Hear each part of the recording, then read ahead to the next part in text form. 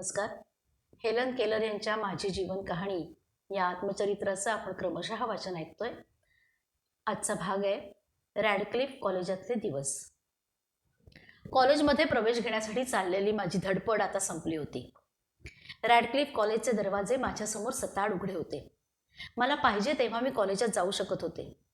तरीसुद्धा कीथ यांच्या मार्गदर्शनाखाली मी आणखीन एक वर्षभर अभ्यास करून मगच कॉलेजला जावं असं ठरलं. पूर्ण तयारी झाल्याशिवाय घाईघाईने कॉलेजला जाऊन चालणार नव्हतं. त्यामुळे माझं स्वप्न प्रत्यक्षात साकार झालं ते 1900 मध्ये. रॅडक्लिफ कॉलेजातला माझा पहिला दिवस मला अजूनही आठवतो. हा दिवस माझ्या दृष्टीने खूप महत्त्वाचा होता. कितीतरी वर्ष मी त्या दिवसाची वाट पाहत होते. ज्यानं दिसतं, ऐकू येतं, आशांच्या बरोबरीनं स्पर्धा करत आपली ताकद आजमावून पाहण्याची अतिशय तीव्र भावना इतकी वर्ष माझ्या मनामध्ये होती. त्या भावनेनंच मला इथवर आणलं होतं. त्या वाटेत अडथळे असणार ह्याची मला कल्पना होती, पण या अडथळ्यांवर मात करण्यासाठी मी खूपच आसुसलेले होते.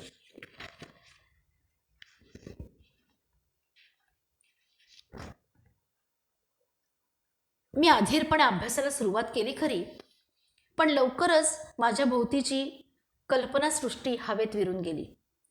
कॉलेज म्हणजे विद्वत्तेचा आगर असणं ह्या माझ्या रम्य कल्पनेला तडा गेला. प्रत्यक्षात तसं काहीच नव्हतं. माझ्या अजाण मनात रुंजी घालणारी अनेक स्वप्न वास्तवाच्या प्रखर उन्हात दिसेनाशी झाली. हळूहळू कॉलेजात जाण्याचे माझ्या दृष्टीने काही तोटे असल्याचं लक्षात आलं. त्यातला एक मोठा तोटा म्हणजे वेळेचा अभाव. कॉलेजात स्वतःशी संवाद करायला, आपल्या विचारांशी नातं जोडायला वेळच नसतो.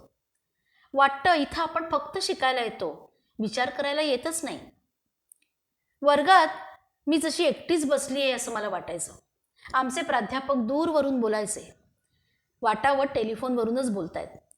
ते शिकवायचे ते शक्य तितक्या वेगानं माझ्या हातावर अक्षरं जुळवत बाई मला सांगायच्या.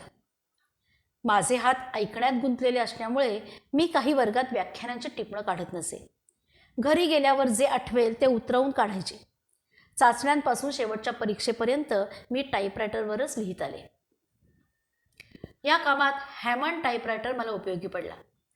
ह्या टाईपरायटरबरोबर काढता बसवता येतील अशा अक्षरांच्या चकत्या असायच्या. ग्रीक, फ्रेंच, गणिती चिन्ह प्रत्येकासाठी वेगवेगळी चकती. आपल्याला हवी ती चकती लावायची, काम झाल्यावर काढून ठेवायची. या टाईपरायटरशिवाय मला कॉलेजचा अभ्यास करणं शक्यच झालं नसतं. माझ्या वेगवेगळ्या विषयांवरची फारच थोडी पुस्तकं अंधांसाठी त्यावेळी उपलब्ध होती. ही पुस्तकं माझ्या हातावर बाईने उतरवल्याशिवाय मला त्यातलं काही कळलं नसतं. परिणामतः इतर मुलींपेक्षा मला अभ्यासाला जास्त वेळ लागायचा. खरं ज्ञान हवं असेल तर अडचणींचे डोंगर एकट्यानंच सर करावे लागतात. माझा रस्ता सरळ नव्हता. शिखर गाठायचं तर मला माझ्या पद्धतीनं वाटा शोधत वळणं घेत जावं लागणार होतं. कितीदा मी घसरून मागं यायची, पडायची, पुन्हा उठून उभी राहायची. दबा धरून बसलेल्या अडथळ्यांना पार करून धापा टाकत मी जायची. मन सैरभैर व्हायचं. प्रयासानं मी ते आवरून काबूत आणायची, शांत ठेवायची. मंद पावलं टाकता का होईना थोडं पुढं जाता आलं की मला उत्साह वाटायचा. पुन्हा अधीरपणे वर चढून आलं की समोर पसरलेलं विशाल क्षितिज, चमकदार ढग, आकाशाची निळाई जाणवायची. प्रत्येक लढा, संघर्ष हाच एक विजय असतो. अर्थात माझ्या या धडपडीत मी नेहमीच एकटी होते असं नाही. अनेक भले लोक माझ्या पाठीशी होते. रॅडक्लिफ कॉलेजातल्या दुसऱ्या वर्षासाठी इंग्रजी निबंध, इंग्रजी साहित्य म्हणून बायबल, अमेरिकेतल्या आणि युरोपातल्या शासन पद्धती, होरेसची कविता आणि लॅटिनमधली सुखांतिका एवढा अभ्यास होता.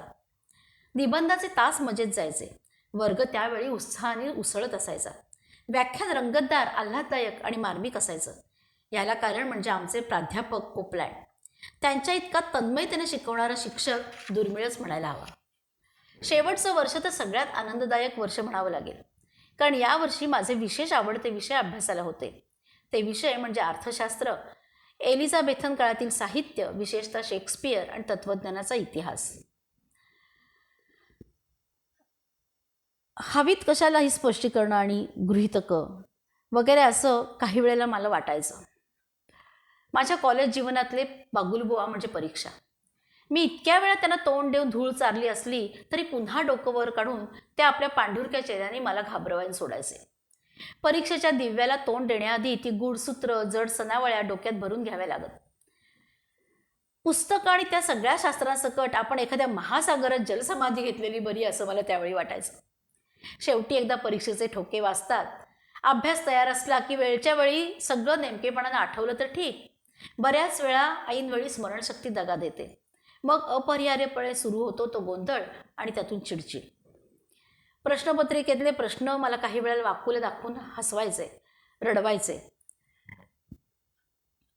मी ते शोधायचा, आठवायचा प्रयत्न करायची. पण त्याचवेळी परीक्षेची वेळ संपलेली असल्याचं परीक्षा अधिकारी जाहीर करायचे आणि मग हताश होऊन परतावं लागायचं. एकूण काय, तर कॉलेज जीवनाबद्दलच्या रम्य कल्पना तोपर्यंत बदललेल्या असतात. अर्थात माझ्या रम्य कल्पनासृष्टीतून वास्तवाच्या पातळीवर उतरणं हा एक प्रयोगच होता. या प्रयोगाला सामोरं गेल्यामुळे मी कितीतरी गोष्टी शिकले. त्यातली महत्त्वाची गोष्ट म्हणजे चिकाटी आणि संयम या गुणांचं मोल मला कळलं. कुणीसं म्हटलंय की ज्ञान हेच सामर्थ्य. खरं तर मला म्हणावंसं वाटतं, ज्ञान म्हणजे आनंद. विशाल सखोल ज्ञान असणं म्हणजे खऱ्या कोठ्यातला फरक कळणं. उदात्त काय, हिणकस काय ते समजणं. माणसाची प्रगती घडवून आणणारे विचार आणि कार्य ह्यांचं ज्ञान असणं म्हणजे शतकानुशतकातल्या मानवतेची स्पंदनं जाणवणं. या स्पंदनांमधून उत्तुंग आकाशाकडे झेपावण्याची उर्मी ज्याला जाणवत नाही, त्याला जीवनाचं संगीत ऐकू न येण्यातकं बहिरेपण आलंय असं आपण खुशाल समजावं. धन्यवाद.